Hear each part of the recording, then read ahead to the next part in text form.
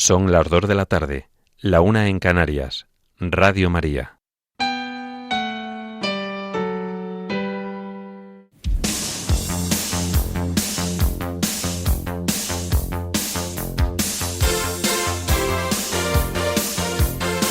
Servicios informativos de Radio María.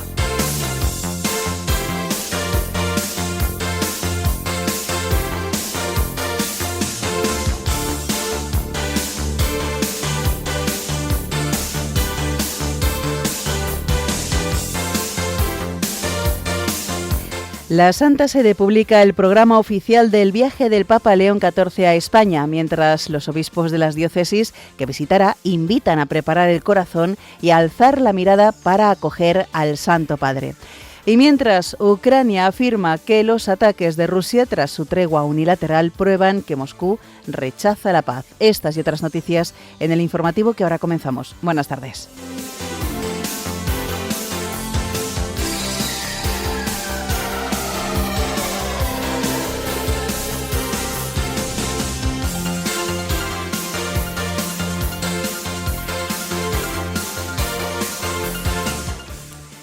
El Papa León XIV recuerda la importancia de rechazar la violencia y la guerra. En Nigeria, el obispo de Kamfachan invita a rezar por la liberación del párroco de la Iglesia de la Santísima Trinidad en Carfu, secuestrado desde hace 3 meses. La Conferencia Episcopal Española invita a preparar la Jornada Mundial de las Comunicaciones Sociales con custodiar voces y rostros humanos. La Subcomisión Episcopal para la Juventud habilita por primera vez 2 nuevas plazas para que jóvenes formen parte del Consejo de Juventud. El presidente de Estados Unidos suspende la iniciativa humanitaria en el estrecho de Hormuz para allanar el camino hacia un acuerdo con Irán. Israel emite nuevas órdenes de evacuación para más de una decena de localidades en el Líbano. En España, el fiscal anticorrupción defiende que el presidente del gobierno no era el número 1 de la organización criminal.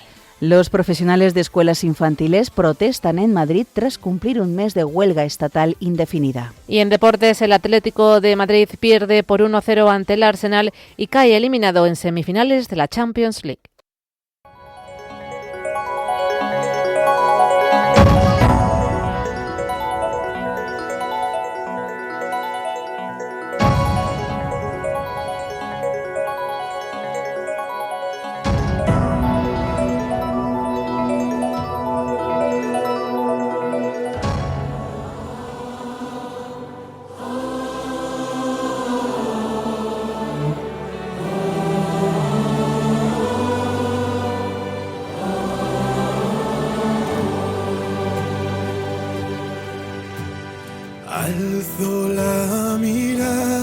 La Santa Sede ha hecho público esta mañana el programa oficial del viaje apostólico del Papa León XIV a España, que como saben tendrá lugar del 6 al 12 del próximo mes de junio, visitando Madrid, Barcelona, Canarias y Tenerife.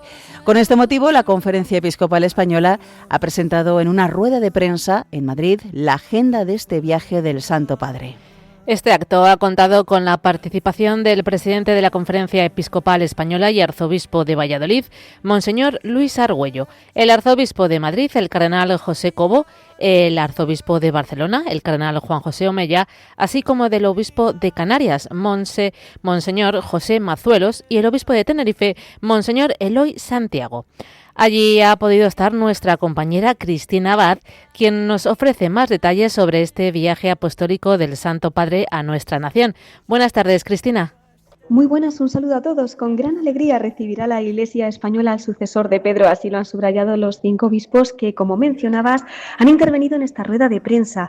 Aunque no ha podido estar presente, a ellos se une también el obispo de San Feliu de Llobregat, Monseñor Xavier Gómez, a cuya diócesis también acudirá el Papa León XIV cuando vaya a Cataluña.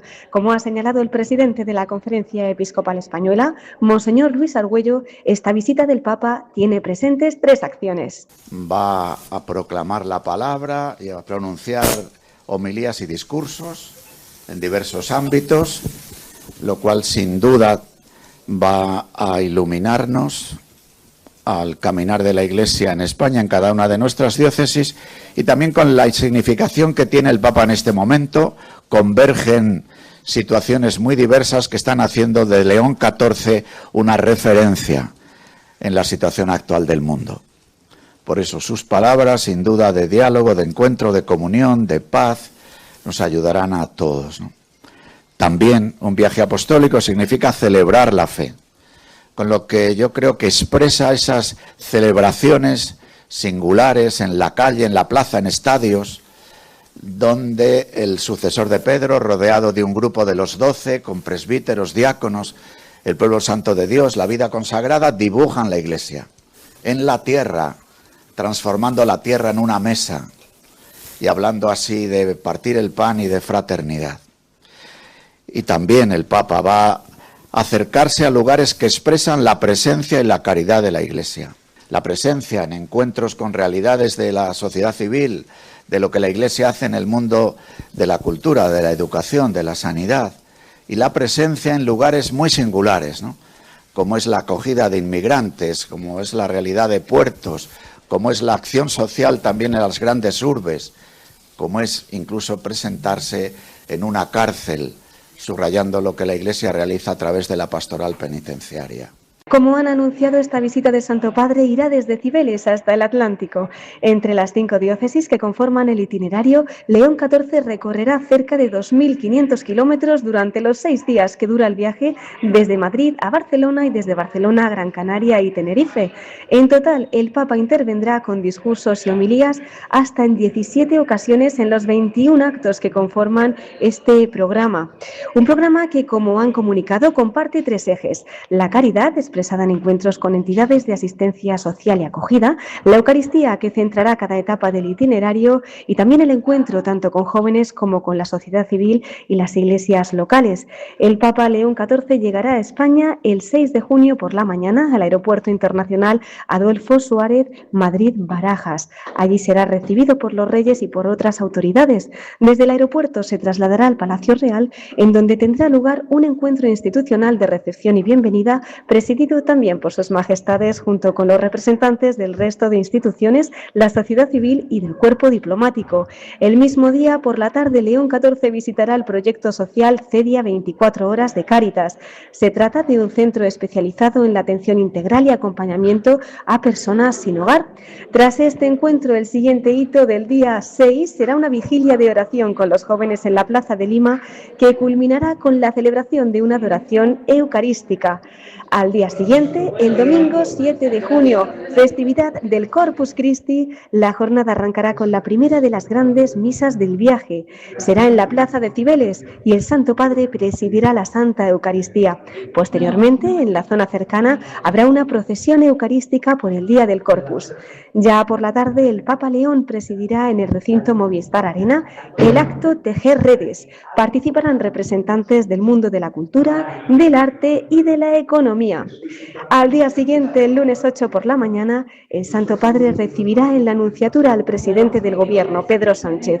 Posteriormente acudirá al Congreso de los Diputados, en donde por primera vez en la historia de nuestro país, León XIV se dirigirá a los miembros del Congreso y del Senado. Tras este acto, el Papa se encontrará con los obispos españoles en la sede de la Conferencia Episcopal Española.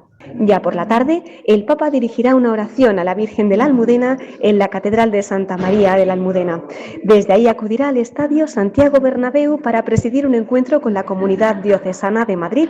Su arzobispo, el cardenal José Cobo, ha destacado la colaboración de todas las instituciones y ha instado a realizar un esfuerzo por preparar el corazón para esta visita. Lo escuchamos. Lo que estamos experimentando es que hay mucho deseo de venir, que hay mucho deseo de que los actos sean multitudinarios. Pero también es verdad que nuestro esfuerzo ahora mismo es un poquito preparar el corazón, ¿no? Finalmente, la parada en la capital concluirá el martes 9 de junio por la mañana con un encuentro con los voluntarios que han trabajado en la organización de esta etapa del viaje. Será en IFEMA y desde allí se trasladará al aeropuerto para emprender el vuelo a Barcelona.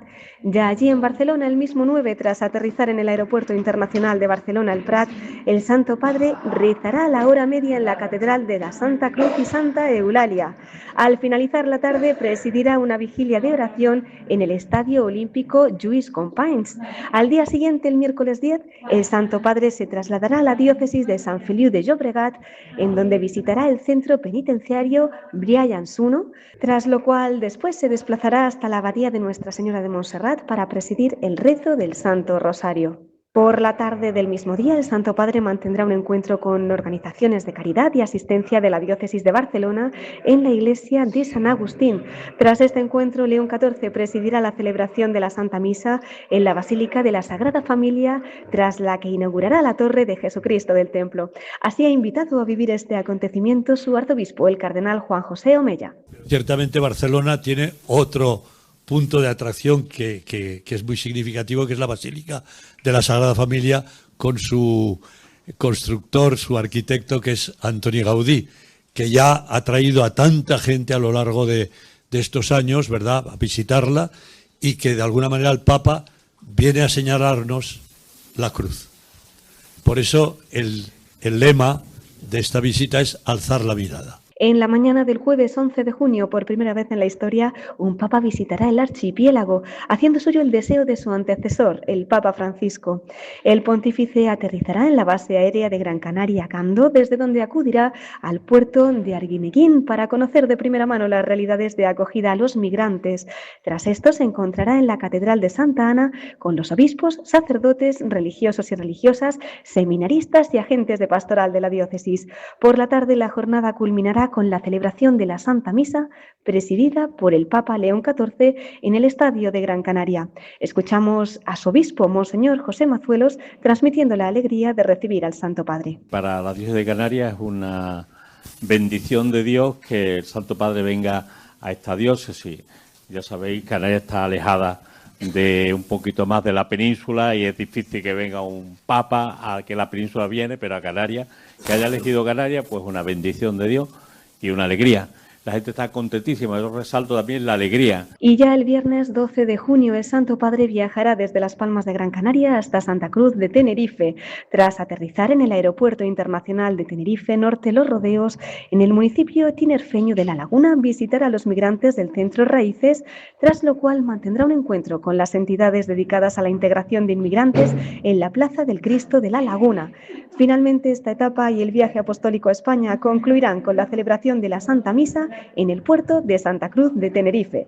Será una emotiva celebración, como ha destacado el obispo de esta diócesis, Monseñor Eloy Santiago. Como colofón tendremos la celebración de la Eucaristía en el puerto de Santa Cruz de Tenerife. Nos parecía que el lugar es idóneo, por lo que significa de cercanía al mar, donde tanta gente llegan a la Restinga, han llegado numerosamente a la Restinga, también a las otras islas, La Gomera, La Palma y Tenerife, pero esta cercanía al mar también nos permite, bueno, pues entrar en esa comunión y sintonía, pues con la realidad migratoria y con la realidad eclesial al celebrar la Eucaristía de clausura, de acción de gracias por esta visita del Papa León XIV a España, que, como digo, tenemos el gozo de poder tener como lugar de despedida pues nuestra diócesis de Tenerife. Después de la ceremonia de despedida en el Aeropuerto Internacional de Tenerife, el Papa emprenderá el vuelo de vuelta a Roma. Y concluimos con las últimas palabras que ha dirigido en esta rueda de prensa el presidente de la Conferencia Episcopal Española, Monseñor Luis Argüello, quien ha animado a que para tener una perspectiva verdaderamente católica alcemos la mirada. Pues un saludo de Cristina Abad y unidos en oración en espera de la visita del Papa León XIV a España. Muchísimas gracias, Cristina.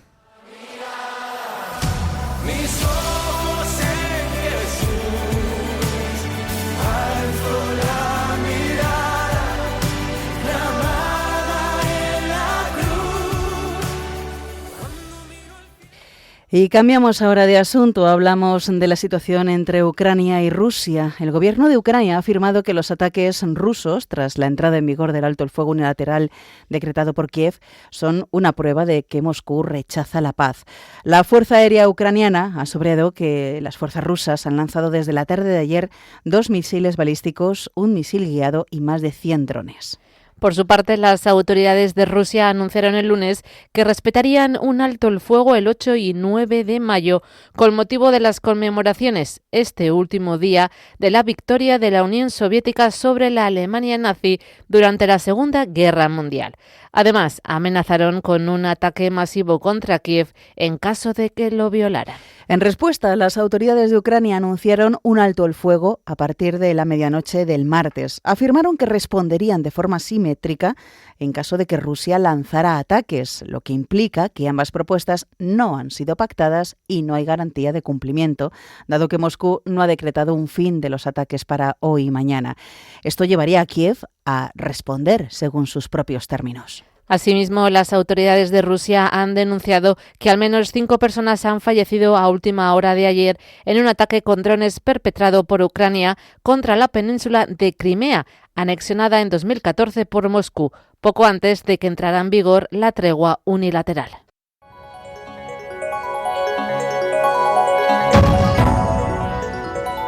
Noticias de la Iglesia en el mundo.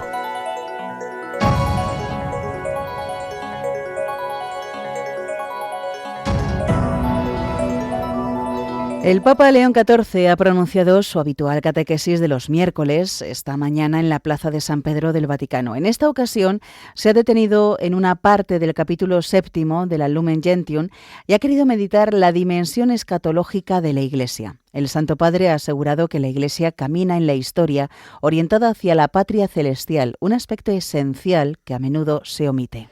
Concretamente, el obispo de Roma ha explicado que es el pueblo de Dios en camino, cuyo fin es el reino de Dios anunciado por Cristo, y vive al servicio de su llegada mediante la palabra, los sacramentos y las relaciones de amor y servicio. El Papa también ha señalado que la Iglesia es sacramento universal de salvación, signo e instrumento de la plenitud prometida, aunque no se identifica totalmente con el reino, cuyo cumplimiento tendrá lugar al final. Por esto, el sucesor de Pedro ha comentado que los creyentes viven así entre el ya y el todavía no, sostenidos por la esperanza y llamados a rechazar lo que destruye la vida y a sostener a quienes sufren. Finalmente, el obispo de Roma ha animado a pedir al Señor que nos dé una mirada sobrenatural de la realidad. Así lo ha expresado en su saludo en lengua española. Saludo cordialmente a los peregrinos de lengua española.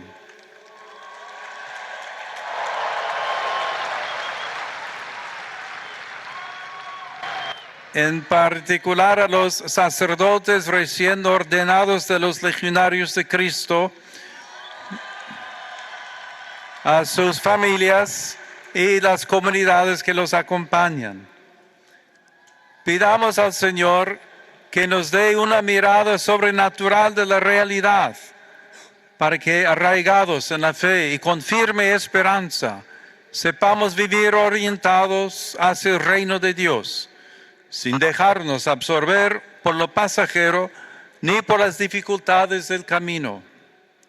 Que el Espíritu Santo nos conceda reconocer su presencia en la historia, servir con amor a los demás y ser signos vivos de su salvación en medio del mundo. Que Dios los bendiga. Muchas gracias. Por último, el Papa León ha recordado que la Iglesia no se anuncia a sí misma, sino a Cristo. Además, el pontífice ha señalado que la Iglesia vive la comunión de los santos, una sola Iglesia que une a vivos y difuntos, especialmente en la liturgia, alabando a Dios y caminando hacia la plenitud final.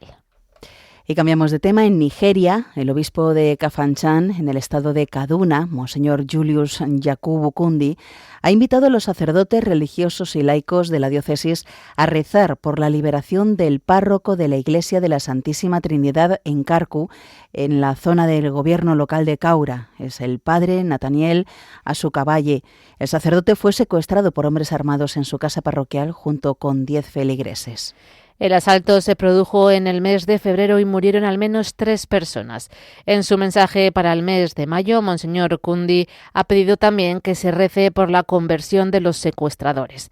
Además, el prelado ha pedido que se rece también por la liberación incondicional de otras víctimas de secuestro, especialmente las de su diócesis.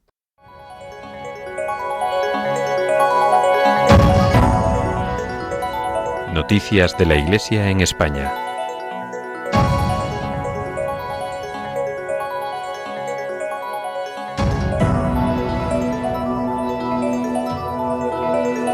Con motivo de la próxima Jornada Mundial de las Comunicaciones Sociales, que se celebra el próximo 17 de mayo, coincidiendo con la solemnidad de la Ascensión del Señor, la Conferencia Episcopal Española ha publicado unos materiales. El lema escogido por el Papa León XIV para este año es «Custodiar voces y rostros humanos». En la Jornada Mundial de las Comunicaciones Sociales se celebrará una Eucaristía en la capilla de la Universidad Francisco de Vitoria de Madrid, presidida por el obispo de Cartagena y presidente de la Comisión Episcopal para las Comunicaciones Sociales, Monseñor José Manuel Lorca Planes. La celebración será retransmitida en el programa de la 2 de Televisión Española, El Día del Señor. Y por otro lado, la Subcomisión Episcopal para la Juventud e Infancia ha dado un paso firme hacia la participación directa de los jóvenes. Por primera vez se han habilitado 2 nuevas plazas en el Consejo de Juventud para que los jóvenes representantes formen parte de este órgano de trabajo y asesoramiento en un gesto con el camino sinodal que recorre la Iglesia. La decisión se gestó en la reunión del Consejo de Juventud del pasado mes de enero, donde se acordó integrar a jóvenes. El objetivo es fomentar una escucha efectiva, permitiendo que los jóvenes no solo sean destinatarios de la pastoral, sino protagonistas en los espacios de diálogo, trabajo y decisión, donde se diseñan las líneas estratégicas generales. Los representantes han sido elegidos de entre los participantes de la reciente Asamblea de Jóvenes, los 40, celebrada en Valladolid el pasado mes de febrero. De los 12 voluntarios que presentaron su candidatura, ellos mismos, tras un tiempo de reflexión y discernimiento, votaron a quienes ocuparán estas plazas en los 2 próximos consejos de juventud.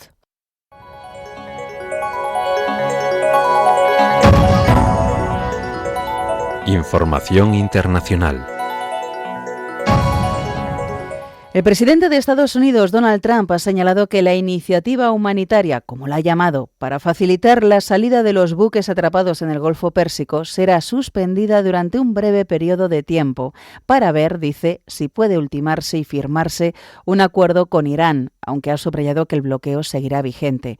Estas declaraciones llegan horas después de que Trump haya considerado que la guerra con Irán podría extenderse 2 semanas o quizá 3. El proyecto Libertad arrancó oficialmente este mismo lunes contando con el respaldo del Mando Central de Estados Unidos, que informó del despliegue de destructores lanzamisiles, más de un centenar de aeronaves terrestres y marítimas, plataformas no tripuladas, multidominio y 15.000 efectivos con el objetivo de crear una ruta bidireccional.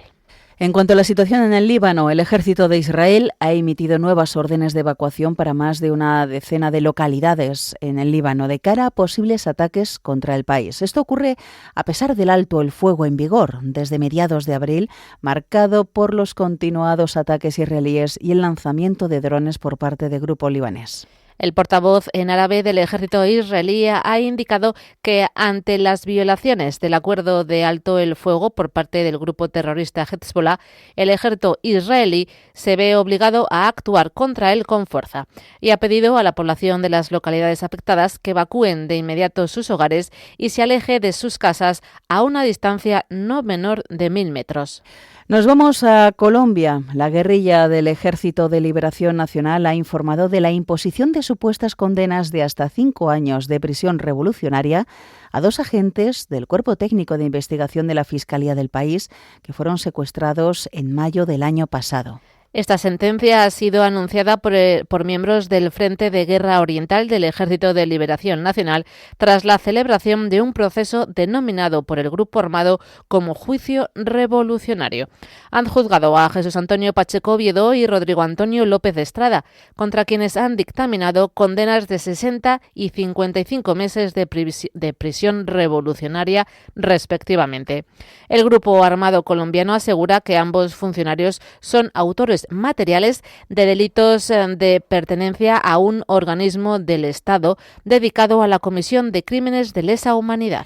Este anuncio ha desatado, como no, una marea de críticas por parte de miembros del Gobierno de Colombia, encabezado por su presidente Gustavo Petro, como ha sido el caso del ministro de Defensa Pedro Sánchez, quien ha remarcado que el Ejército de Liberación Nacional no es ninguna autoridad judicial, sino un cártel de narcotráfico y una amenaza, dicho, contra el pueblo colombiano. Por su parte, la defensora del pueblo ha tildado de inadmisible a estos hechos, al tiempo que ha reclamado al grupo ilegal la libertad inmediata de los secuestrados.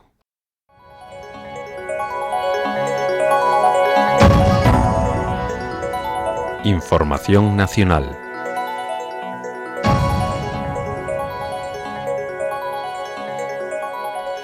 El fiscal jefe de anticorrupción, Alejandro Luzón, ha defendido en su informe final del juicio por la trama de mascarillas en el Tribunal Supremo que el presidente Pedro Sánchez no era el número uno de la presunta organización criminal encabezada por José Luis Ábalos, Koldo García y Víctor de Aldama.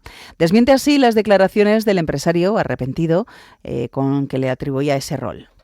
El fiscal Luzón mantiene las penas de 24 años para Ábalos, organización criminal, cohecho, tráfico de influencias y malversación, y 19 años y medio para Koldo, con 7 para Aldama, rechazando la atenuante de confesión muy cualificada para este último. Describe una estructura criminal nacida en el Ministerio de Transportes, donde Ábalos era el jefe, Koldo su interlocutor y Aldama pagaba comisiones por adjudicaciones de mascarillas defectuosas, en concreto 8 millones de euros, puertos, y 5 millones para Adif. El fiscal jefe de anticorrupción, en su informe final de este juicio de la trama de mascarillas, ironiza sobre las defensas que preguntan dónde está el dinero. El patrimonio de Koldo lo acredita con confusión patrimonial con Ábalos, que sufraga sus gastos a cuenta mediante una doble contabilidad. El juicio está visto para sentencia, con el tribunal de 7 magistrados redactándola en semanas. Ábalos y Koldo permanecen en prisión provisional por riesgo de fuga, con posibles recursos al Tribunal Constitucional o a Estrasburgo si hay condena.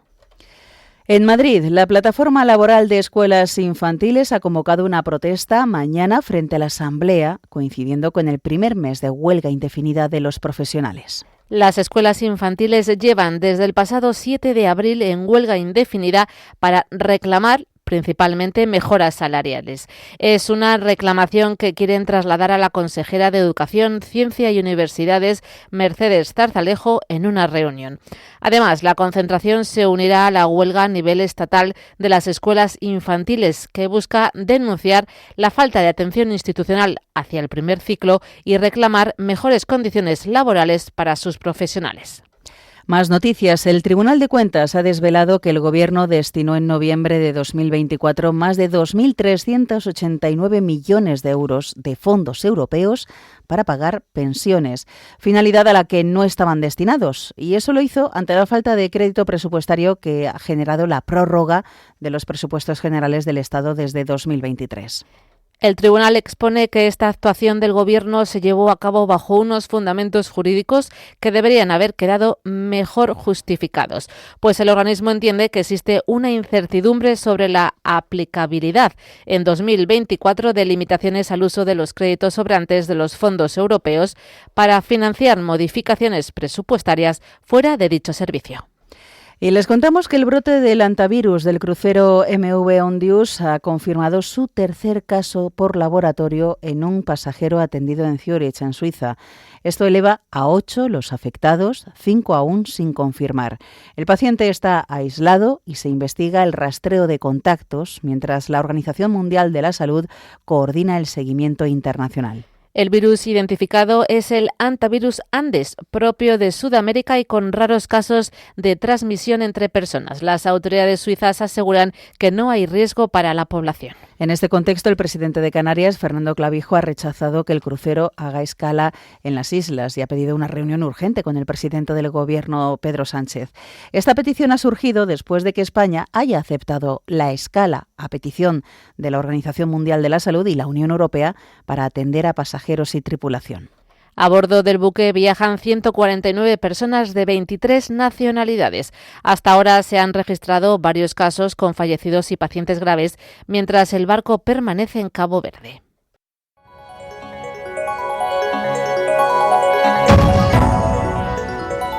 Información deportiva.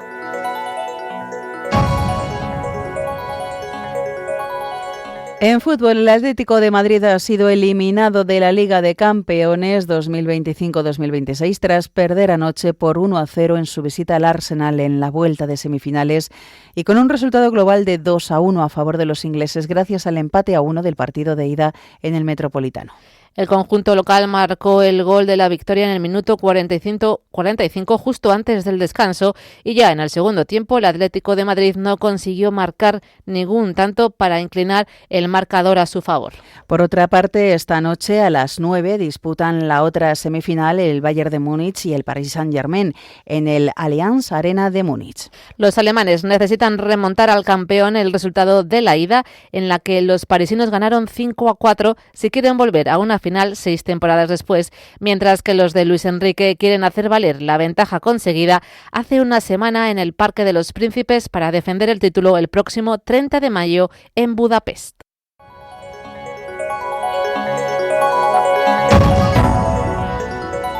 Noticias autonómicas.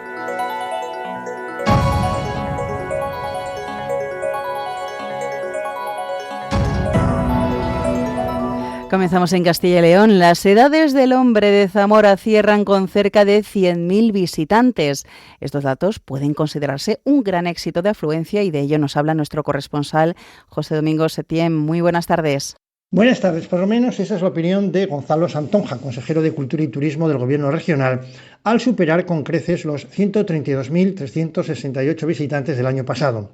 Según el representante de la Administración autonómica, los números conseguidos atienden a varias razones: a la ejemplar y magnífica intervención en los espacios, a una vinculación muy profunda con la ciudad, su entidad histórica y antropológica, y a las propuestas innovadoras que ha incluido la edición, con un complejo programa de actividades paralelas. También destaca la repercusión económica tremendamente positiva que ha tenido para la ciudad. En este sentido, detallaba que un 83% de los visitantes encuestados comieron, pernoctaron e hicieron compras y otros visitaron otros lugares de la provincia de Zamora. Otra cuestión, el equipo del Centro Integrado de Formación Profesional sobre temas agrícolas Viñalta de Palencia va a representar a nuestro país en el próximo Campeonato Europeo Agro Challenge, tras imponerse en la edición nacional celebrada los días 28 y 29 de abril. De esta forma va a participar en la competición europea que se va a desarrollar en Norfolk, en el Reino Unido, los días 24 y 25 de junio. Según informa la Junta en un comunicado, en esta prueba, organizada por European UK en Easton College, el equipo de Viñalta competirá con otros de distintos países en el marco de un proyecto financiado por el programa Erasmus+. Y el presidente de las Cortes de Castilla y León, Francisco Vázquez, ha decidido agotar el plazo para proponer a Mañueco como jefe del Ejecutivo Autonómico. La propuesta será mañana. Cuéntanos, José Domingo.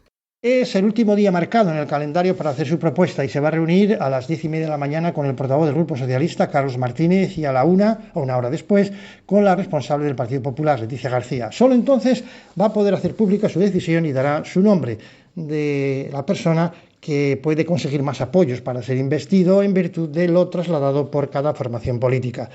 Sin embargo, es este miércoles cuando Vázquez está manteniendo la ronda de contactos y lo hace con los responsables de los distintos partidos con representación parlamentaria en las Cortes Regionales, yendo de menos a más y comenzando por Pedro Pascual, de Por Ávila. A las 2:30 ha sido citada la portavoz de la Unión del Pueblo Leonés, Alicia Gallego, y a la 1:30 el responsable de Vox, Carlos Pollán. El último será el Partido Popular. La dilatación de estas fechas responde a las negociaciones por cerrar el pacto de gobierno entre Vox y el PP. Y vamos a concluir. Las 3 especies que existen de víbora en España están presentes en la provincia de Burgos. Una peculiaridad que hace que en esta zona de España sean comunes las mordeduras de esta serpiente que está protegida por la legislación europea y cuya picadura es venenosa. Esto fue lo que llevó a que la unidad de toxicología del Servicio de Urgencias del Hospital Universitario de Burgos se especializara en este tipo de lesiones y que sea ya un referente que está a punto de publicar un manual clínico para exportar su protocolo de atención a todos los centros asistenciales españoles. Los profesionales se han convertido en unos expertos porque han atendido un centenar de casos desde el 2019 y lo que pretenden es mostrar las actuaciones clínicas que se pueden realizar ante estas picaduras tan graves. También están recogiendo en un estudio donde se quiere terminar que se está terminando ahora, y es cómo evoluciona precisamente esta mordedura y cómo actuar en cada caso y en cada situación, porque hay distintas variantes. Y con esta noticia vamos a finalizar. Deseamos a todos buena semana y saludos desde Castilla y León. Hasta dentro de 7 días. Buena semana para ti también, José Domingo. Pasamos ahora a Murcia. La Seguridad Social alcanza los cerca de 695.000 afiliados en abril en la región y bate su récord. El número de parados desciende en 1.067 en la comunidad en el cuarto mes del año marcado por la Semana Santa y la cifra total se sitúa en 73.300 desempleados. Nos da más detalles nuestro corresponsal en Murcia, Rafael Sáez. Muy buenas tardes. Buenas tardes. La afiliación a la Seguridad Social en la región de Murcia subió en abril en 7.205 personas con respecto a marzo, lo que supone un aumento del 1,05% según los datos publicados este martes por el Ministerio de Inclusión, Seguridad Social y Migraciones. El número total de afiliados en la comunidad se sitúa en 694.941 personas, el mayor número en toda la serie histórica. Los datos positivos en la afiliación también se refrendan con el número de parados, ya que la región de Murcia registró en abril un descenso de 1.067 desempleados, lo que supone una bajada del 1,43% con respecto a marzo, según los datos publicados ayer martes por el Servicio Público de Empleo Estatal, el SEPE. De esta forma, se encadenan 2 meses consecutivos de descenso en el número de parados. En total, la comunidad cuenta al cerrar abril con 73.302 ciudadanos en búsqueda de empleo, la menor cifra registrada en un mes de abril desde 2008. Y cambiando de asunto, el buque Hespérides ha regresado a Cartagena tras cruzar 8 veces el mar de Oces en su última campaña antártica. Recorrió en millas el equivalente a una vuelta al mundo e hizo escala en 3 puertos de Brasil, Argentina y Chile. Cuéntanos, Rafael. El Arsenal acogió un año más el esperado recibimiento al buque de investigación oceanográfica BIO tras concluir su 30ª campaña antártica.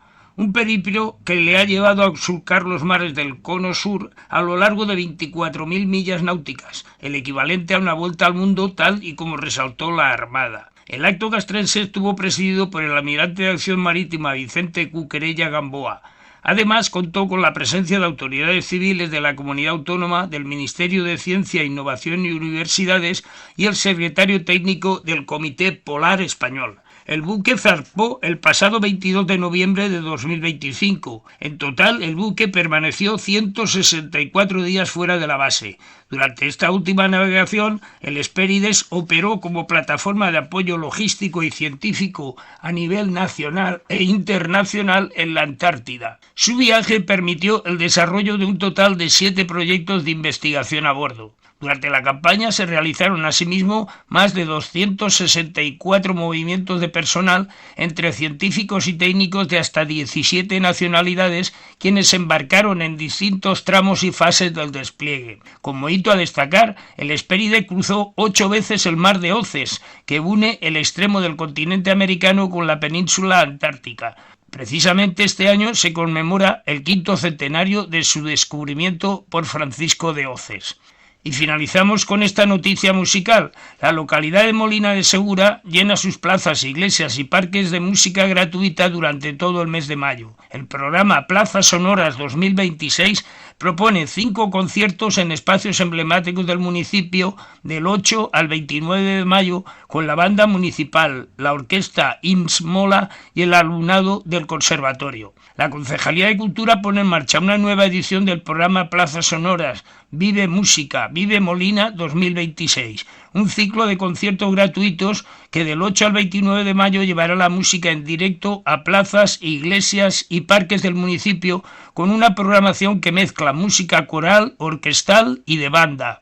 La apuesta tiene un doble objetivo: acercar la cultura a la ciudadanía sin coste y poner en valor el talento local desde los jóvenes del Conservatorio Profesional de Música Maestro Jaime López, que lleva formando músicos en el municipio desde el curso 2001-2002, hasta la banda municipal que cierra el ciclo. El pistoletazo de salida lo dará la Asociación Promúsica el próximo viernes 8 de mayo a las 20 horas en el Parque de la Compañía. El jueves 14 de mayo a las 19:30 horas, los jóvenes talentos del conservatorio tomarán la Plaza de la Constitución en uno de los conciertos más esperados, el que muestra el futuro musical del municipio. Y esto es todo por hoy. Desde Murcia, un saludo y hasta el próximo miércoles, si Dios quiere. Hasta la semana que viene. Muchas gracias, Rafael. Y vamos a finalizar con la previsión del tiempo realizada por Miriam Herraiz. Esta tarde tendremos nubosidad en toda la zona norte, la zona mediterránea peninsular y en Canarias y Baleares, donde se esperan precipitaciones. En el resto predominará el sol. La mar estará algo alterada en todas las costas españolas y en cuanto a las temperaturas, las mínimas bajarán algunos grados mientras que las máximas subirán. Mañana jueves amaneceremos con cielos poco nubosos, pero a partir del mediodía aumentará la nubosidad en buena parte del territorio nacional, con tormentas que se formarán por la tarde en amplias zonas y pudiendo ser de fuerte intensidad. El viento también soplará con fuerza, especialmente donde se formen las tormentas, y la mar estará algo alterada en zonas de Canarias, la costa gallega y en Cantabria. Las temperaturas no sufrirán grandes variaciones.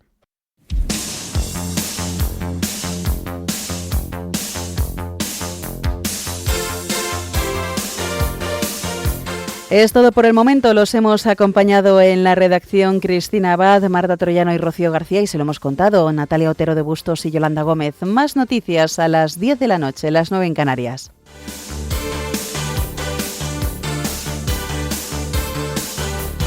Informativos de Radio María.